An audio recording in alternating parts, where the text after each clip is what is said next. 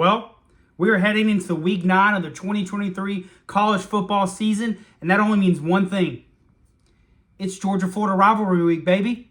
It's Florida hate week here all week long, and where every day we are disposing, despising, and disregarding of anything in orange and blue, and there's Gator meat on the menu every day of the week this week. It is time for the world's largest outdoor cocktail party here in Jacksonville, and baby, it's going to be a doozy one. It's going to be a good one. Let me tell you this. This is the best time, for me, the best time of the year for college football. I love this time of the year. If you've never gotten to experience the Georgia-Florida game in Jacksonville, the world's largest outdoor cocktail party, do yourself a favor.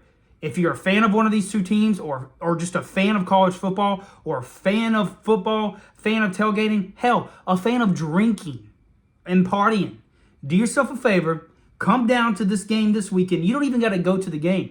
Just tailgate. It is unlike any tailgating experience I've ever been a part of. Now, don't get me wrong. I love going to Athens to a game and tailgating. I've been to quite a few FSU, living in Florida. I've been to quite a few FSU tailgating in actual Tallahassee.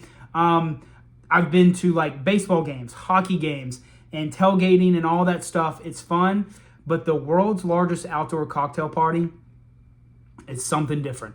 I mean, it's a reason it's called that. Basically, from Thursday until Sunday, they block off multiple blocks, city streets of downtown Jacksonville, and it is just an endless party. Half of the city red and black, other half orange and blue. It is so much fun. From what I've experienced, this is one of the last few things like this left in college football. Like you don't see this a lot in the world of college football today. So that's why when they talk about moving this game out of Jacksonville, I'm a hard no on it. I don't care about tradition. I don't care that it's been played there for forever. I don't care about all that. Just the experience alone is unlike any other. Because I can go to Athens, any home game I want, and tailgate. No matter who we're playing, whether it's Tennessee, whether it's UT Martin or Ball State or Ole Miss or Mizzou, or heck, even if Alabama comes down. Like, you can do that.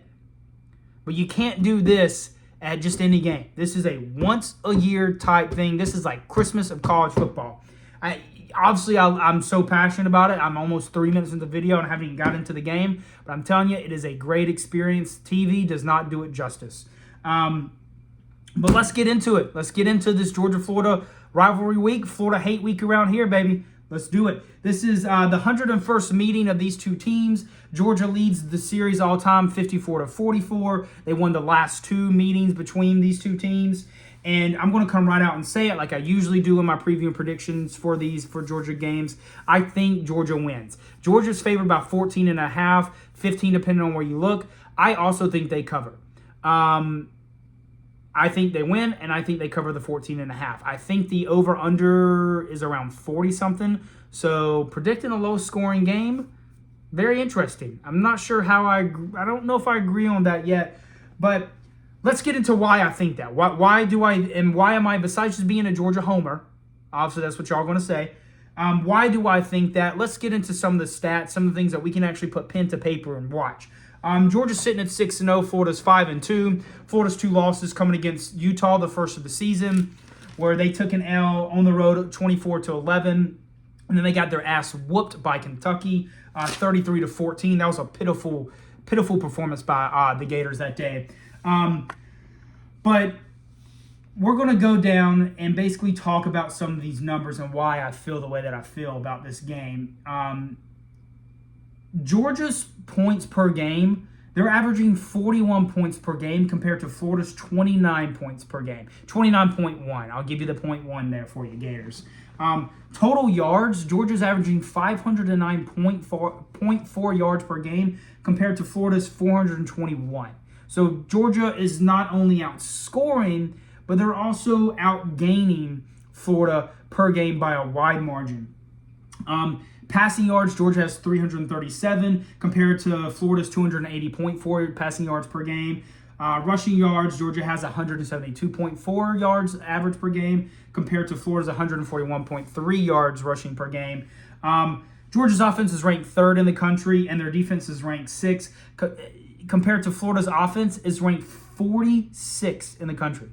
46th ranked offense in the country, and their defense, although good, not horrible, but they're ranked 17th in the country. Georgia has 287 points on the season. Florida has 204, and Georgia's put up 36 touchdowns compared to Florida's 24. And even if we keep going, I mean, Georgia's third down conversion percentage is 55.5. So that means more than half the time that Georgia is on a third down, they convert.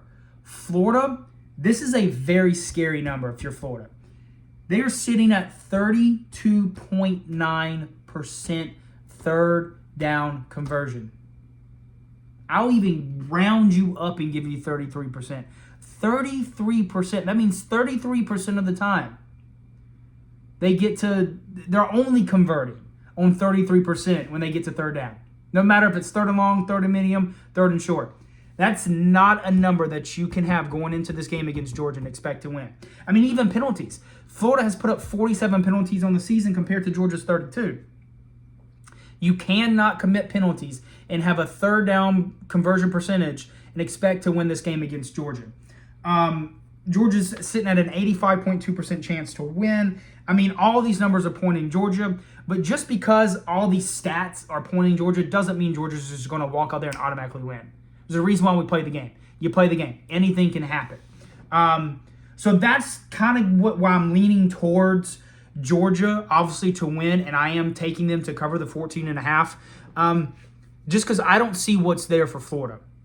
And I'm going to get into some keys to the game for both of these, but I kind of want to go through some more stats of the actual players. Carson Beck is sitting at 173 of 235 for the season, which is giving him a 73.6 completion percent. He's got 2,147 yards, 12 touchdowns, 4 interceptions, and he's averaging 9.1 yards of completion. Graham Mertz, although has played a lot better in the last 2 games, he is sitting at 170 for 223 yards. So he's actually got a better completion rating than Carson Beck. He's sitting at 76.2 compared to Carson Beck's 73.6. He's only got 1,897 yards on this season. He's also got 12 touchdowns. But here's one good thing. He actually has 2 less interceptions than Carson Beck does. If you would have told me at the beginning of this year that heading into the Georgia-Florida rivalry game that Carson Beck would have more interceptions than Graham Mertz, I would have thought you were a fool. I would have thought you were lying to me. But that's true. Graham Mertz has less interceptions than Carson Beck does. And he's averaging 8.5 yards a completion.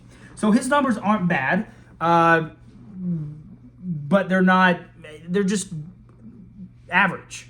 That's what they are. They're average. They're not bad. They're not great. They're average. And you're going to need a lot more from him if you want to beat this Georgia team. Moving into the rushing stats. Now, one thing I will give the Gators is that they do have a couple of really good running backs in their backfield. Trevor Etienne is a baller. Montrell Johnson is a baller. I mean, Montrell Johnson is 85. He's got 85 carries for 438 yards. He's sitting at 5.2 yards in average, and he's got 4 touchdowns. Trevor Etienne is 69 carries for 470 yards. He's averaging 5.9 yards a carry, and he's got 3 touchdowns for himself. You've also got Trayvon Webb, who you've seen from time to time. He's 22 carries for 146 yards. He's averaging 6.6 yards a carry, and he's also got a couple of touchdowns for himself. Moving to the Georgia side running backs. Now, Georgia has been banged up a lot in their running back department. To start the season, Georgia was down to starting the season. Georgia had 1 scholarship running back starting for them.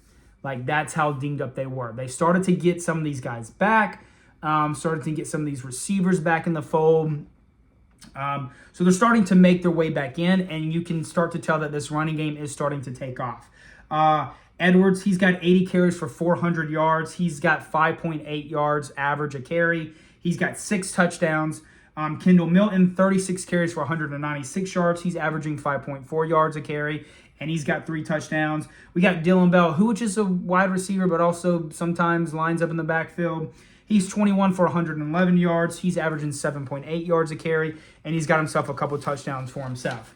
So those are just some of the quick stats that I kind of want to talk about, the reason why I'm taking Georgia to win this game. But let's get into some keys to the game. Keys to the game for me, for Florida, and it actually comes off one thing that they actually do better this season than Georgia, and that's turnovers. Florida's got to get some turnovers in this game. And the reason why I say that is Georgia actually has a big problem with turning the ball over. They have fumbled the ball 10 times, lost it 4. Florida has only fumbled the ball 6 times, lost it 3 times. And like I said, Florida has less interceptions than Georgia does. Now, those aren't all coming from Carson Beck. Gunnar Stockton has a couple, I think 1 or 2 interceptions early in the season. And then Brock Vandergriff has an interception or 2. So they're not all on Carson Beck. But turnovers have still been an issue for this Georgia team. If Florida Gators have any chance in this game, I think, one, they need to start out hot. Right from the gate. They need to go up early, and they need to create turnovers, whether it's on defense, they force a fumble, interception, blocked punt, blocked field goal, muff punt.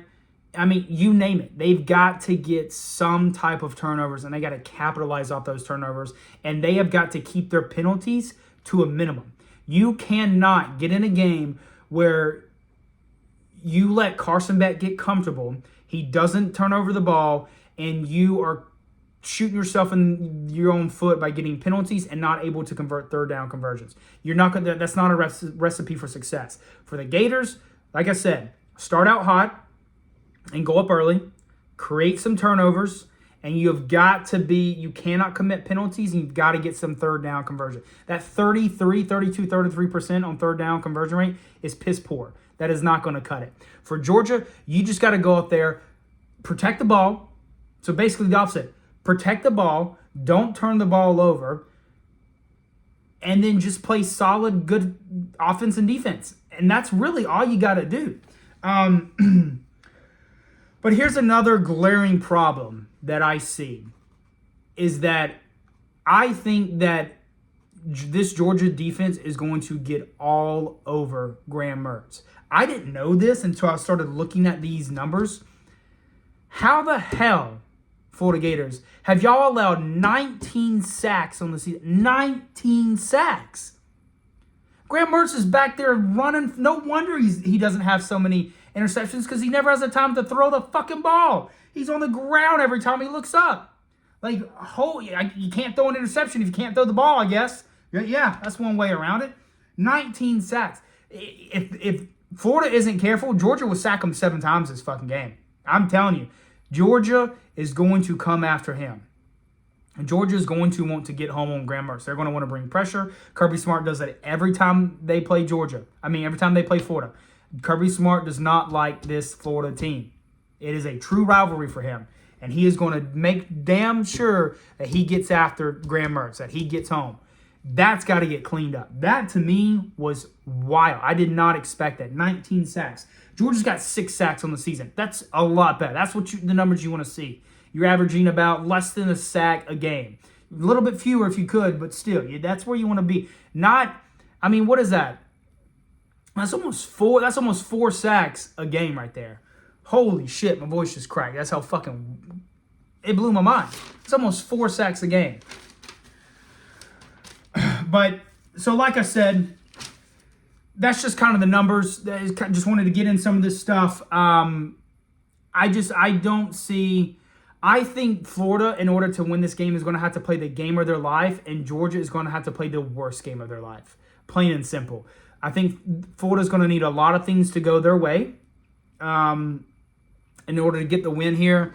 And they're going to need Georgia to basically beat themselves. And I don't mean that with any disrespect. I'm not saying that Florida cannot win this game. It's very possible that Florida can win this game. But just with the way that Florida has looked, the eye tests, the numbers, the stats, just kind of everything combined, it's all pointing towards Georgia. This is a statement game for Georgia. I understand that Florida has looked a lot better their last 2 games. But also you had to come back come from behind win against South Carolina. And Georgia did the same. I'm not saying like that's a bad thing, but don't step down off your high horse just a little bit because you beat South Carolina. Everybody beat South Carolina. Everybody. So getting that win against South Carolina, I mean, it was a good win for Billy Napier, but I mean, you're beating South Carolina. So we'll see. All I know is that this is going to be a great weekend. I am super excited. I cannot wait to watch this game. Like I said, it is Florida Hate Week here all week long. I'm taking the Dogs, and I'm taking them to cover the 14.5 points. Other than that, fuck you, Florida. Over and out.